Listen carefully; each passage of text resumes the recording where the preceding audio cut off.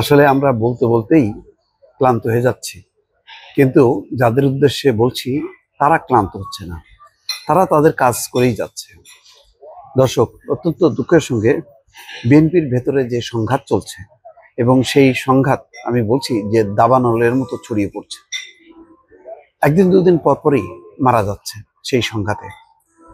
আমি জানি না আওয়ামী লীগ সময়ও এইভাবে একদিন দুদিন পর পর বিএনপির নেতা কর্মীরা মারা যেত কিনা। তাদের নিজেদের মধ্যে দ্বন্দ্ব বিপদ হতো খুবই কম, কিন্তু মারা যাওয়ার মতন অবস্থা ছিল না। সংখ্যা ছিল, সেটা হচ্ছে আওয়ামী লীগের নেতা কর্মীদের হাতে তারা মারা পড়তেন, আহত হতেন। তো সেই সংখ্যাটা কি এত বেশি? যেই সংখ্যাটা মানে এখন যেভাবে একদিন দুদিন পর পরই আপনাদের সঙ্গে বলছি, অনেকগুলো আবার কিছু কিছু ঘটনা এড়িয়ে যায়, যে কত বলবো, আমাদেরও তো ক্লান্তি আছে। একই ঘটনা বারবার বলতে থাকলে আপনারা মনে করবেন যে চরম বোধহয় বিএনপি বিদ্বেষী হয়ে গেছে। দর্শক, আবারও বলি, ভুল বুঝবেন না।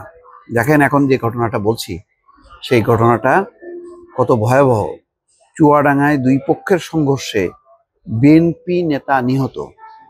কেন? আওয়ামী লীগ তো নেই, নিহত হবার তো কথা না, কিন্তু হয়েছে নিজেদের মধ্যে দুই পক্ষের সংঘর্ষে। কারণ কি? টিসিবির পণ্য বিতরণ নিয়ে বিরোধ।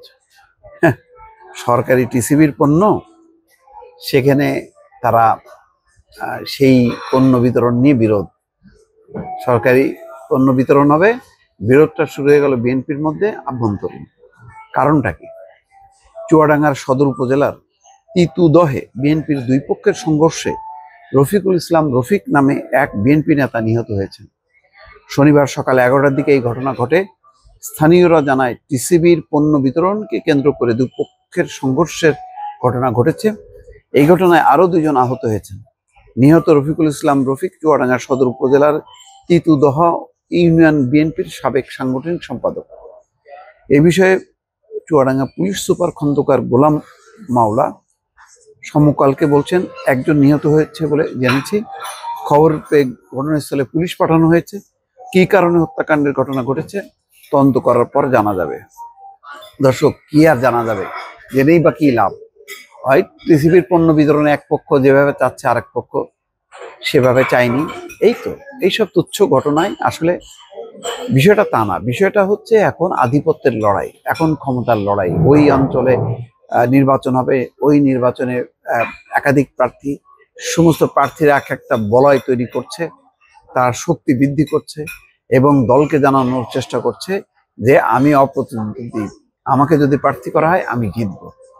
অথবা ওই যে ক্ষমতার মধু, বিএনপি ক্ষমতায় আসবে, যে কোনো যদি একটা পদ পদবি পাই বা আমি আমার আধিপত্য বিস্তার করতে পারি, তাহলে আমার ভাগ্য খুলবে। ওই আওয়ামী লীগের রাজনীতির রেশ এখন তারা এমনভাবে চর্চা শুরু করছে যে আওয়ামী লীগকে ছাড়িয়ে যাচ্ছে। দর্শক, এর পরিণতি কিন্তু খুবই খারাপ। আমি বারবার বলছি সাবধান হতে, আবারও বলি সাধু সাবধান।